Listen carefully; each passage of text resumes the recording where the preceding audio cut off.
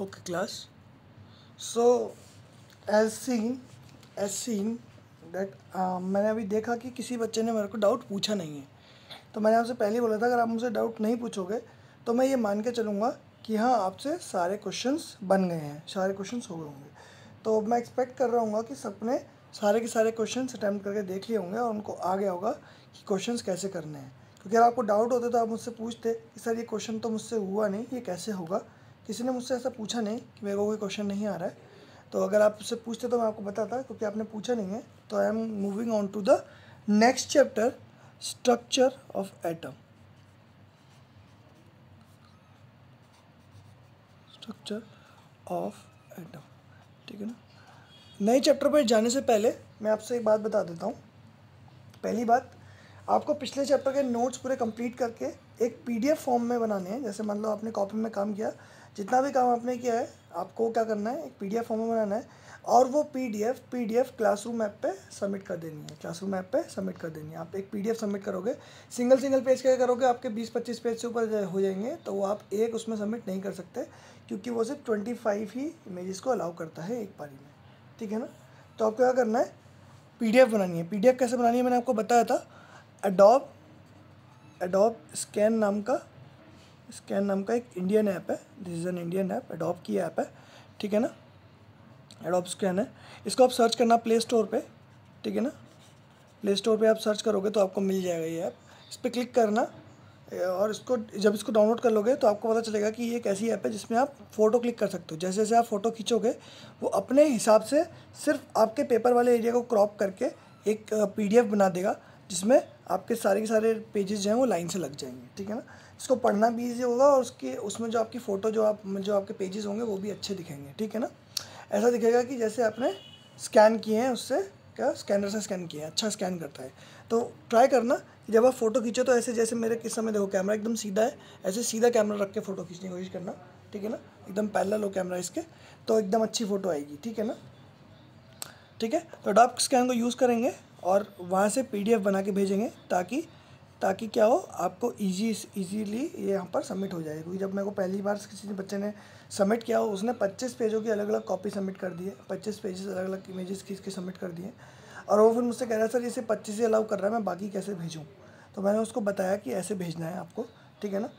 Images ना भेज के आप बेटर है कि आप पीडीएफ बना के भेजो, that is better for you, ठीक है ना।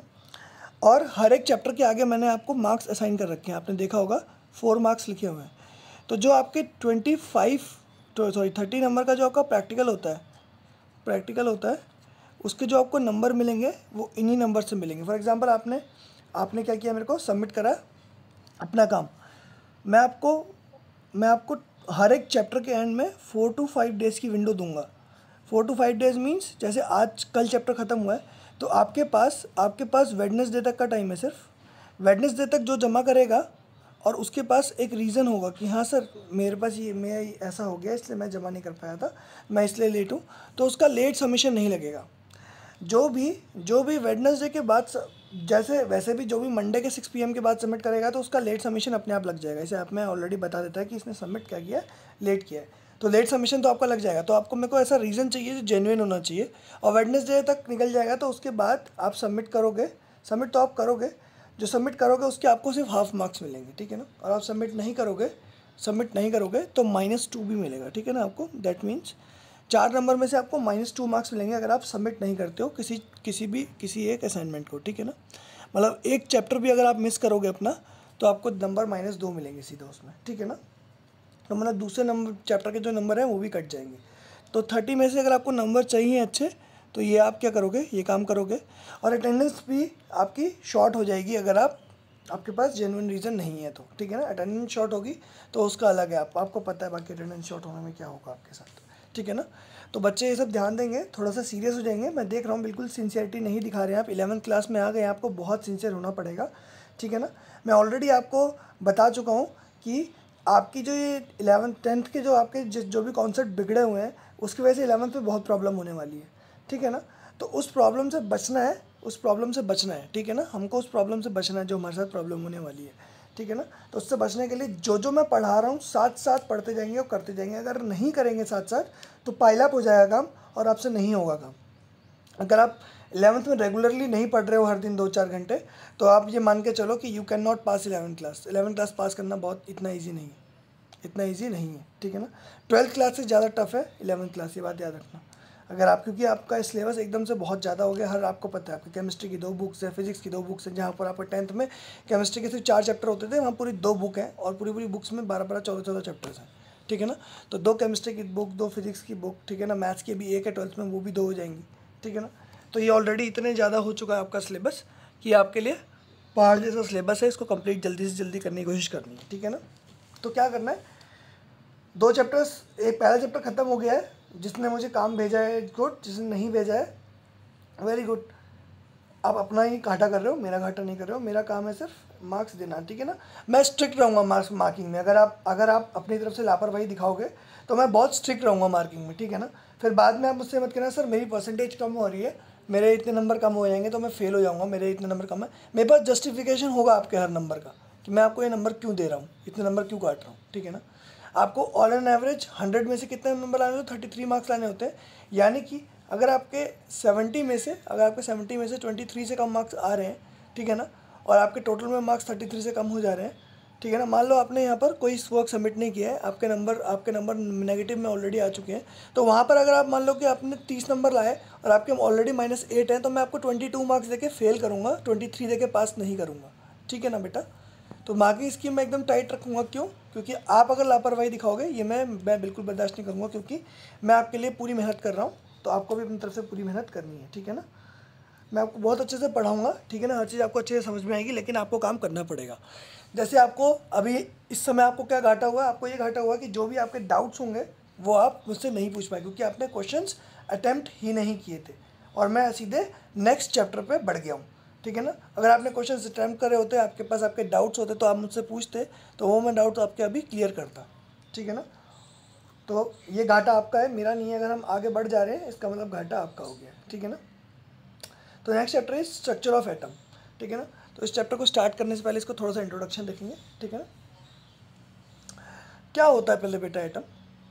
हमारे डाल्टन एटॉमिक थ्योरी में क्या कहा गया था, हमने पढ़ा था डाल्टन एटॉमिक थ्योरी में कि एटम्स कैन आर इंडिविजिबल, ठीक है ना। इंडिविजिबल मतलब उसको आप और ज़्यादा ब्रेक नहीं कर सकते, ये सबसे छोटे बिल्डिंग ब्लॉक्स हैं आपके किसके, किसी भी मैटर के, ठीक है ना।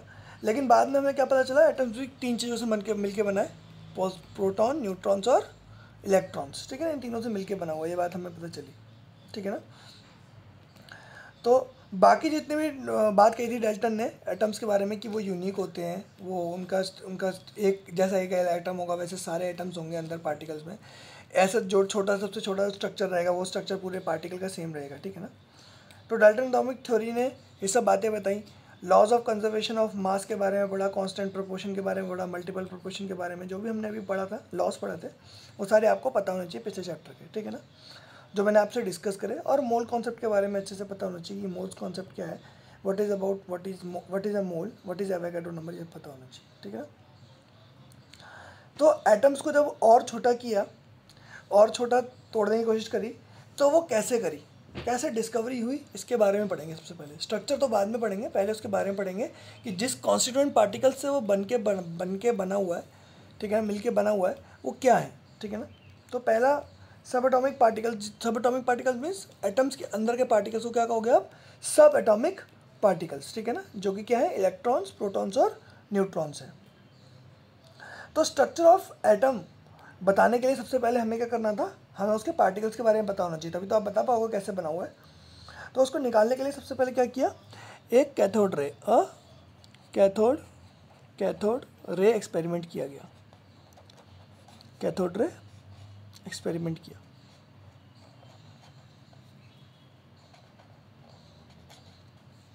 क्या किया बेटा, एक कैथोड रे एक्सपेरिमेंट करा।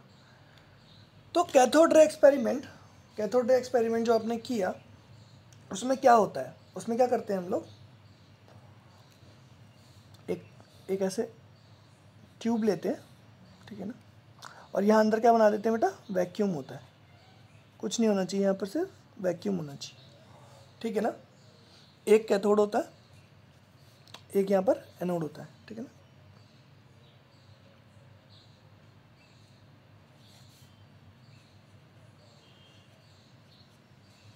ठीक है ना। और इस पर क्या लगाते हैं हम, बहुत ज़्यादा हाई वोल्टेज लगाते हैं, बहुत ज़्यादा हाई वोल्टेज लगाते हैं। जब इसमें बहुत हाई वोल्टेज लगाते हैं बेटा, तो क्या होता है, यहाँ से इलेक्ट्रॉन्स छूट के जाते हैं और इधर जाके टकराते हैं, ठीक है ना। तो हमें क्या पता चला कि इलेक्ट्रॉन जो है नेगेटिव से तो छूट गया, लेकिन जाके पॉजिटिव में जाके मिल गया। क्यों मिल गया बेटा? क्योंकि हमें पता चला प्लस माइनस चार्ज जो होते हैं वो अट्रैक्ट करते हैं, और माइनस माइनस चार्ज क्या करते हैं बेटा, रिपेल करते हैं, और प्लस प्लस चार्ज भी क्या करते हैं बेटा, रिपेल करते हैं, ठीक है ना। Minus minus plus plus charge यानी कि लाइक चार्जेस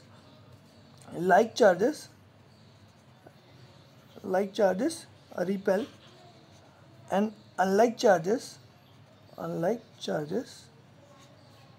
अट्रैक्ट, ठीक है ना। जैसे मैग्नेट में होता है, नॉर्थ साउथ होता है, साउथ नॉर्थ होता है, ये अट्रैक्ट करेगा। और अगर मैं ऐसे करूँगा नॉर्थ साउथ आमने सामने रख दूंगा, तो ये क्या करेगा, it will attract and it will repel, ठीक है ना, रिपेल, और यहाँ पर होगा अट्रैक्ट, ठीक है ना। ये बात समझ में आई बेटा? ये बात आपको समझ में आ गई होगी कि क्या हुआ कि लाइक चार्जेस जो है वो अट्रैक्ट करते हैं एक दूसरे को, और लाइक चार्जेस रिपेल करते हैं एक दूसरे को, और अनलाइक चार्जेस क्या करते हैं बेटा, अट्रैक्ट करते हैं, ठीक है ना। तो ये वाला बिहेवियर समझ में आया ना।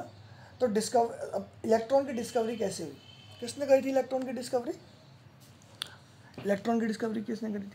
तो यहाँ क्या होता है, यहाँ पर तो आपको समझ गया, यहाँ पर हाई वोल्टेज लगी हुई है और इलेक्ट्रॉन इधर से निकलता है, उधर जाके टकराता है, ठीक है ना। तो अब देखते हैं इलेक्ट्रॉन की डिस्कवरी। पहले इलेक्ट्रॉन के बारे में पढ़ेंगे। किसने करी थी बेटा? माइकल फैराडे ने। किसने करी थी बेटा? माइकल फैराडे ने। कब करी थी? 1830 में, ठीक है ना। 1830 में माइकल फैराडे ने ये शो कर दिया कि इलेक्ट्रॉन्स होते हैं। कैसे किया बेटा? कैथोड रे ट्यूब से। इसको क्या कहते हैं बेटा? कैथोड रे ट्यूब की हेल्प से। इसको कैथोड रे क्यों कहा गया? क्योंकि कैथोड से एक रे निकल रही है और जाके एनोड में मिल रही है, ठीक है ना, इसलिए इसका नाम क्या दिया बेटा? कैथोड रे ट्यूब्स, ठीक है ना। तो उन्होंने क्या किया, इलेक्ट्रिक डिस्चार्ज के बारे में पढ़ने लगे वो, ठीक है ना। और उन्होंने क्या पढ़ा कि अगर मैं इसमें वैक्यूम क्रिएट कर दूँ, ठीक है ना, इसमें वैक्यूम क्रिएट कर दूँ तो क्या होगा,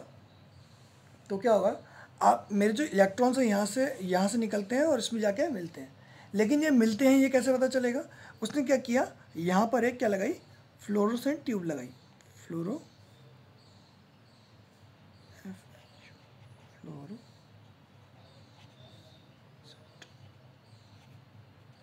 ये जो फ्लोरोसेंट कोटिंग होती है ना, ये आपके टीवी पे भी होती है। टीवी की जो पुराने टीवी होते थे उनकी स्क्रीन्स पे कैसी होती थी, ऐसे फ्लोरोसेंट कोटिंग होती थी, जिसके ऊपर इलेक्ट्रॉन्स आके ऐसे हिट करते थे अलग अलग स्पीड से, अलग अलग फ्रिक्वेंसी से, तो हमें अलग अलग कलर्स दिखाई देते थे, ठीक है ना। तो ये फ्लोरोसेंट आपकी जो लाइट होती है, जो ट्यूब होती है, जो आपके घर में ट्यूब लगी हुई है, वो भी फ्लोरोसेंट ट्यूब ही होती है, ठीक है ना। जो जलता है उसमें क्या जलता है? फ्लोरोसेंट ही जलता है, ठीक है ना। तो फ्लोरोसेंट की खासियत ये होती है, जब इस पर इलेक्ट्रॉन आके हिट करता है तो वहाँ पर क्या है, चमकता हुआ स्पॉट आता है। तो आप क्या करो, एक कैथोड रे में इधर पूरी कोटिंग कर दो। किस चीज़ की कोटिंग करो? फ्लोरोसेंट की कोटिंग कर दो, ठीक है ना। फ्लोरोसेंट की कोटिंग कर दो और एक इलेक्ट्रोड लगाओ, ठीक है ना, जिसके बीच में स्पेस होनी चाहिए, ठीक है ना, जिसके बीच में स्पेस होनी चाहिए, ठीक है ना। इस पे एनोड लगा होगा और बाकी पे इस पे पॉजिटिव लगा होगा, सॉरी उल्टा बना दिया, ठीक है ना, ठीक है, ये हो गया। तो यहाँ पॉजिटिव है और यहाँ नेगेटिव है, ठीक है ना। तो यहाँ से इलेक्ट्रॉन जाएगा तो ये इसके बीच से पास होके यहाँ फ्लोरोसेंट पे हिट करेगा, पीछे हिट करेगा, जहाँ पर क्या है, फ्लोरोसेंट कोटिंग है, फ्लोरोसेंट कोटिंग है,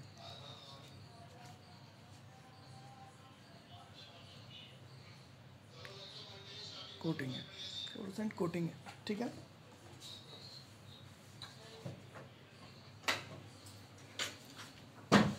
ये समझ में आया बेटा आपको कि यहाँ पर फ्लोरोसेंट कोटिंग, तो यहाँ से इलेक्ट्रॉन जाएगा, फ्लोरोसेंट कोटिंग पे हिट करेगा, तो यहाँ पर एक आपको क्या मिलेगी, एक आपको लाइट मिलेगी चमकती, जिससे पता चलेगा कि क्या हो रहा है बेटा, कि क्या हो रहा है आपका, यहाँ पर जैसे ही हिट करेगा तो आपको ये पता चल जाएगा, हाँ आपको समझ में आ रहा होगा क्या हो रहा है, यहाँ से इलेक्ट्रॉन निकला और वहाँ जाके हिट कर गया, ठीक है ना। तो जो भी पार्टिकल निकला था उसका नाम माइकल फैराडे ने क्या दिया बेटा, इलेक्ट्रॉन दिया। क्या दिया बेटा, इलेक्ट्रॉन दिया, ठीक है ना, इलेक्ट्रॉन दिया, ठीक है ना। तो कैथोड रे से हमें इलेक्ट्रिकल डिस्चार्ज जब होता है तो हमें समझ में आता है कि जो कैथोड रे जो निकलती है वो क्या होती है, वो इलेक्ट्रॉन्स की एक रे होती है, ठीक है ना। और इलेक्ट्रॉन गन जो होती है वो इसी वाले बेसिक पे काम करती है। तो रिजल्ट और एक्सपेरिमेंट्स, जो भी रिजल्ट आया एक्सपेरिमेंट का उसके बारे में हम बात करेंगे। तो इस एक्सपेरिमेंट का रिजल्ट आया, पहला रिजल्ट क्या आया कि cathode rays start from cathode and move towards anode. तो आप क्या लिखोगे, आप अपने कॉपी में लिखना शुरू ऐसे करोगे, स्ट्रक्चर ऑफ एटम लिखोगे, ठीक है ना। आपने टॉपिक डाला और उसके बाद डालोगे कि atom is the basic structure unit of matter, इतना लिखोगे। उसके बाद लिखोगे according to Dalton's atomic theory atoms are indivisible, but some scientists proved that there are some subatomic particles that are consist in the atoms with the help of which the atoms are made, ठीक है ना।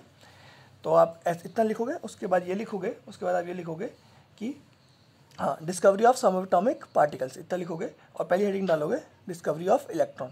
तो उसमें लिखोगे electron was discovered by Michael Faraday in 1830 using cathode ray experiment, ठीक है ना, using cathode ray experiment, ठीक है ना। और कैथोड रे एक्सपेरिमेंट में आप लिखोगे कि cathode ray is a cathode in cathode ray experiment a cathode ray tube is used provided with high voltage and vacuum tube, ठीक है ना। इतना लिख दोगे तो आपको समझ में आ जाएगा कि क्या है। उसके बाद ये डायग्राम बना देंगे आप, ये वाला एक, ठीक है ना। और उसके बाद आप लिखेंगे कि द रिजल्ट्स, आप लिखेंगे results of the experiment are, ठीक है ना। पहला रिजल्ट लिखेंगे the cathode ray start from cathode and move towards anode. तो कैथोड रे जो थी वो कैथोड से निकली और एनोड में जाके मिक्स हो गई, ठीक है ना। दूसरी बात, these ray are not visible, ये वेयर जो है ये विजिबल नहीं थी, जो जा रही थी ये विजिबल नहीं थी। तो इसको विजिबल बनाने के लिए क्या किया, फ्लोरोसेंट लगाया हमने, ठीक है ना। तो पीछे आपने फ्लोरोसेंट लगाया कि जब भी उस पर वो इलेक्ट्रॉन हिट करे तो हमें चमकता हुआ दिखे। तो आप लिखोगे these ray are themselves not visible but their behaviour can be observed with the help of fluorescent which glows when they hit them, ठीक है ना।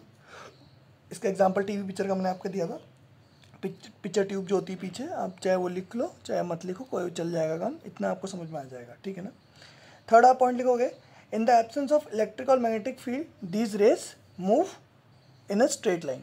अगर यहाँ कोई मैग्नेटिक इलेक्ट्रिक फील्ड नहीं होगा बीच में, मान लो कि इलेक्ट्रिक फील्ड लगा दूँ मैं ऐसे, इस डायरेक्शन में एक इलेक्ट्रिक फील्ड लगा दूंगा, तो क्या होगा, ये रेस जो है वो इस डायरेक्शन में जाना शुरू हो जाएंगी, ठीक है ना। ये ऐसे ज़मीन की तरफ हिट कर देंगी, ठीक है ना।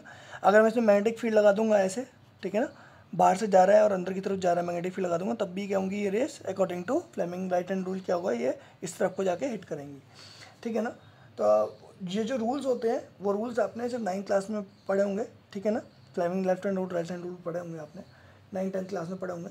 इनका भी ज़्यादा इसमें कोई रोल नहीं है, बस इतना समझ लो कि मैं आपको बस ये समझा दे रहा हूँ कि अगर आप इलेक्ट्रिक फील्ड ऐसे लगाओगे तो ये यहाँ पर जाके टच कर जाएंगे, क्योंकि इलेक्ट्रॉन्स क्या करते हैं, इलेक्ट्रिक फील्ड के अपोजिट डायरेक्शन में फ्लो करते हैं, जाते हैं, ठीक है ना। तो उन पर एक फोर्स लगता है कि वो इस तरफ को जाएँ तो वो उधर चले जाते हैं, ठीक है ना। ऐसे मैग्नेटिक फील्ड भी उन पर फोर्स लगाता है तो वो इस तरफ को जाते हैं, ठीक है ना। ये बात करी तो आप लिखोगे in the absence of electric and magnetic field this रे ट्रैवल स्ट्रेट, और जैसे ही लगाएंगे तो इनका जो पाथ है वो डिफरेंट हो जाएगा, तो पाथ चेंज हो जाएगा। तो आप इलेक्ट्रॉन रे का इलेक्ट्रॉन गन में जो पाथ होता है वो ऐसे चेंज कर पाते हो, ठीक है ना। कैथोड रे ऑसिलोस्कोप नाम की एक डिवाइस होती है, CRO जिसे कहते हैं, ठीक है ना।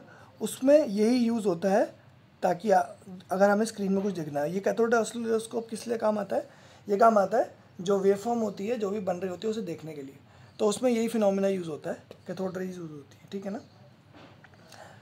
फोर्थ पॉइंट लिखेंगे in the presence of electric and magnetic field the cathode rays are similar to that of, मतलब उन्होंने सेम बिहेवियर किया जैसे इलेक्ट्रॉन बिहेव करते हैं। जैसे मैंने मैग्नेटिक फील्ड लगाया उसने इलेक्ट्रॉन की तरह बिहेव करा, जैसे मैंने इलेक्ट्रिक फील्ड लगाया उसने इलेक्ट्रॉन की तरह बिहेव करा। तो इस बात से ये पता चला, जब उसने ऐसा रिएक्ट करा तो ये पता चला कि ये क्या है बेटा, ये कैथोड रे जो है वो इलेक्ट्रॉन से मिलकर बनी है, ठीक है ना।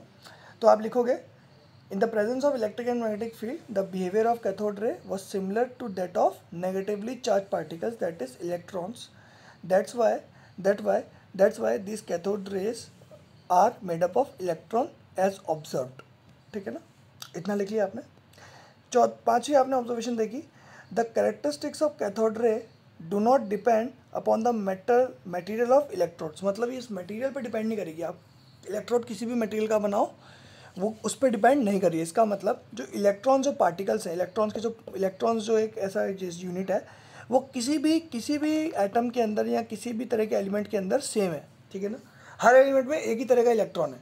ठीक है ना, बस फ़र्क क्या है कि नंबर ऑफ़ इलेक्ट्रॉन्स चेंज होते हैं। जैसे आपको पता है कि आपको सोडियम में आपके कितने 11 इलेक्ट्रॉन्स होते हैं, हाइड्रोजन में 1 होते हैं, ऑक्सीजन में 6 होते हैं। तो मतलब नंबर ऑफ़ इलेक्ट्रॉन्स अलग अलग हैं हर एक मटेरियल एलिमेंट के अंदर, बट जो इलेक्ट्रॉन्स है वो सेम है, सेम इलेक्ट्रॉन्स हैं। अलग नंबर ऑफ़ इलेक्ट्रॉन्स की वजह से उनका बिहेवियर अलग अलग होता है। ठीक है ना, तो हमने कंक्लूड करा कि electrons are the basic constituent of all element. तो इलेक्ट्रॉन्स भी एक ऐसा कॉन्स्टिट्यूएंट एलिमेंट है जो कि एटम के अंदर होता है। ठीक है ना, तो atoms is made up of electrons, ये बात हमारी यहाँ पर से प्रूफ हो जाती है। ठीक है ना, प्रूफ हो जाती है, समझ में आया बेटा?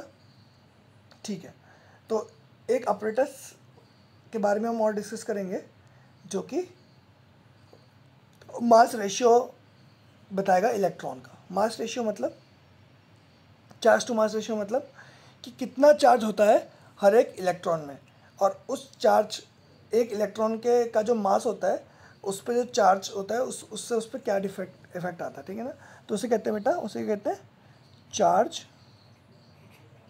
To mass ratio.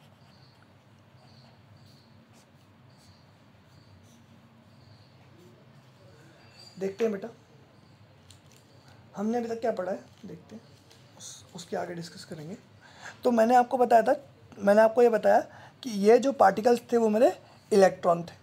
तो फिर क्या किया जे थॉमसन ने क्या किया, उन्होंने सोचा कि यार ये पार्टिकल है तो इसका तो मास भी होगा।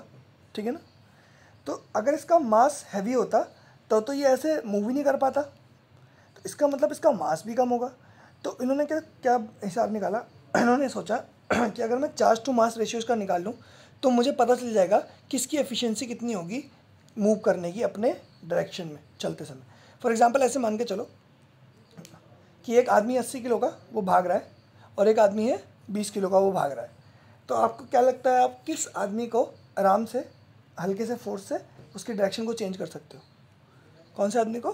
आपको समझ में आ गया, 20 किलो का जो आदमी होगा वो ईजिली उसकी डायरेक्शन चेंज हो जाएगी, और 80 किलो के आदमी को जब डायरेक्शन चेंज करनी है तो ज़्यादा फोर्स लगाना पड़ेगा।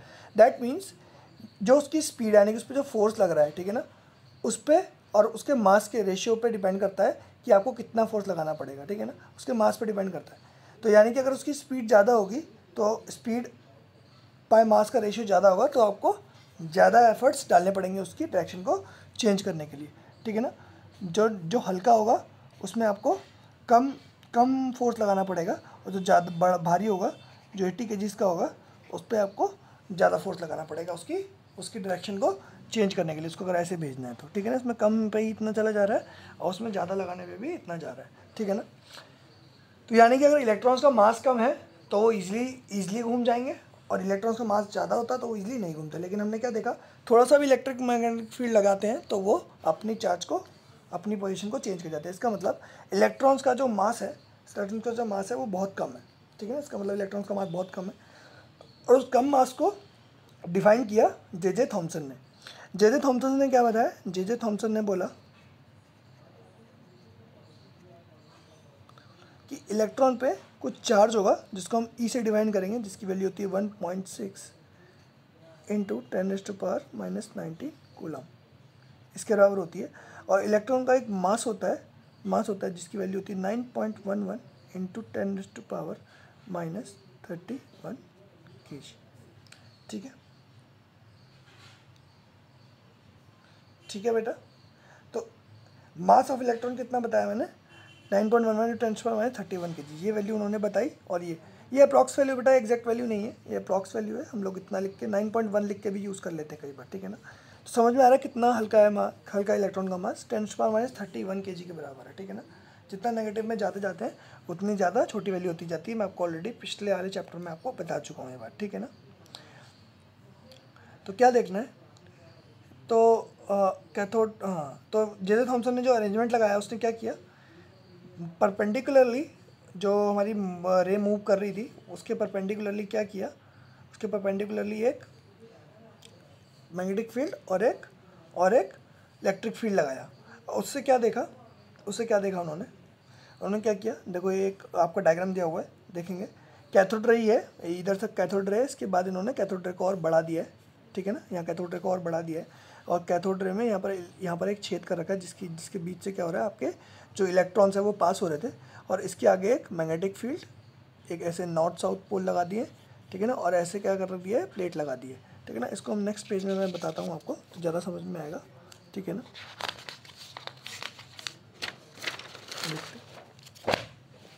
क्या है बेटा, एक देखो ये कैथोड रे, ठीक है ना।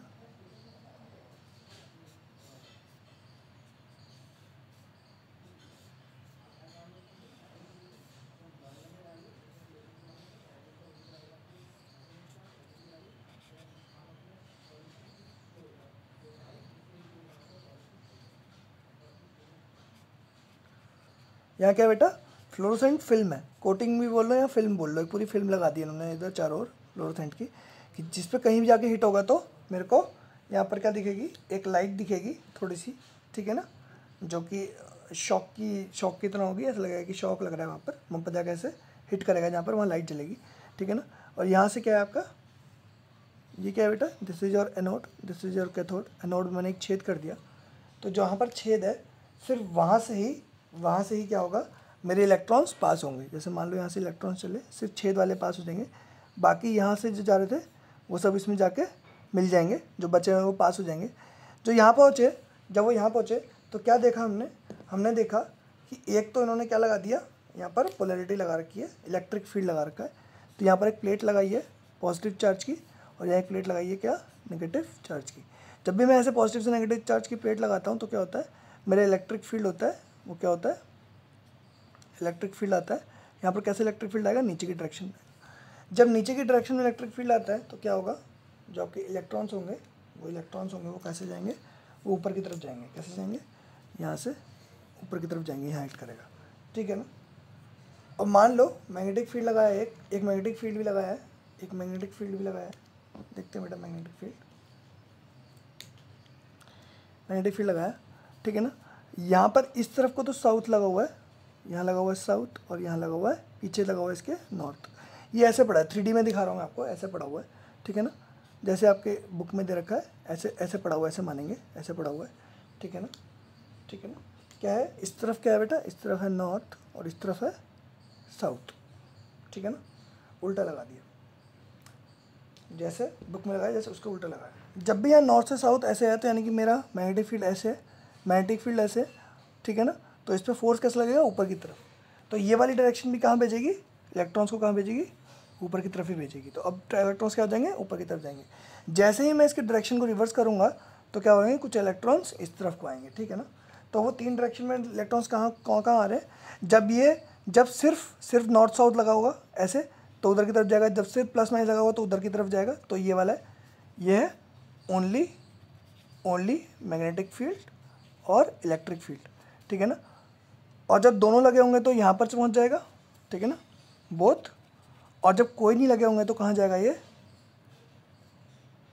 नथिंग इज देयर, तो ये क्या है, सेंटर पे जाके हिट कर देगा, ठीक है ना। बुक में आपके क्या रखा है, एक तीसरा भी दे रखा है। उन्होंने क्या किया, नॉर्थ साउथ की डायरेक्शन उल्टी करी है। तो मान लो कि नॉर्थ साउथ की डायरेक्शन में उल्टी करता हूँ तो इसको रिवर्स करता हूँ, ऐसे लिख देता हूँ, रिवर्स कर देते हैं, ठीक है ना। इस डायरेक्शन को रिवर्स कर देते हैं तो क्या होगा, आपका ये जो इलेक्ट्रॉन है ये आके यहाँ पे हिट करेगा, मान लो, ठीक है ना। बराबर दूरी पे हिट कर रहा है, आपने बराबर मैग्नीट्यूड का लगाया था, जितना इलेक्ट्रिक फील्ड का मैग्नीट्यूड था उतना मैग्नेटिक फील्ड का मैग्नीट्यूड था उसको मूव कराने के लिए। तो क्या हुआ, जब आपने दोनों ऑन करे तब भी ये स्ट्रेट में ही जाएगा, ठीक है ना, क्योंकि ये जितना इसको उधर भेज रहा है उतना ही वापस इधर भेज लेगा। जब आपने सिर्फ इलेक्ट्रिक फील्ड लगाया तो यहाँ पर गया, जब आपने फिर सिर्फ मैग्नेटिक फील्ड लगाया हुआ है तो यहाँ पर आ जाएगा। Reversing direction of magnetic field. चाहे मैग्नेटिक फील्ड की डायरेक्शन रिवर्स कर दो, चाहे इलेक्ट्रिक फील्ड की डायरेक्शन रिवर्स कर दो, बात एक ही पड़ेगी। ठीक है ना। तो ये बात समझ में आई। तो ये सारी बातें आपको लिखनी है कॉपी में। तो आप क्या करोगे, एक पहले डायग्राम बनाओगे और लिखोगे इससे पहले चार्ज टू मास रेशियो। ठीक है ना। चार्ज टू मास रेशियो लिखोगे और लिखोगे the magnitude of negative charge on the particle is greater the magnitude of charge particle. ठीक है ना। तो चार्ज पार्टिकल के ऊपर जो मैग्नीट्यूड है नेगेटिव चार्ज पार्टिकल के ऊपर, वो क्या है, वो ज़्यादा है। जो इलेक्ट्रिक फील्ड जो है उसका मैग्नीट्यूड ज़्यादा है, तो उसने क्या किया, उसको डिफ्लेक्ट कर दिया। लेकिन चार्ज बाय मास रेशियो के बराबर में अगर नहीं दे पाएगा वो, उतना अगर मैग्नीट्यूड नहीं रहेगा तो वो उसको हिला नहीं पाएगा। फॉर एग्जांपल, अगर आप 80 किलो के आदमी को 20 किलो के आदमी से बोलोगे कि चाहे उसको धक्का देके हिलाओ, तो क्या वो हिला पाएगा? नहीं हिला पाएगा, क्योंकि उसमें उतनी ताकत ही नहीं है।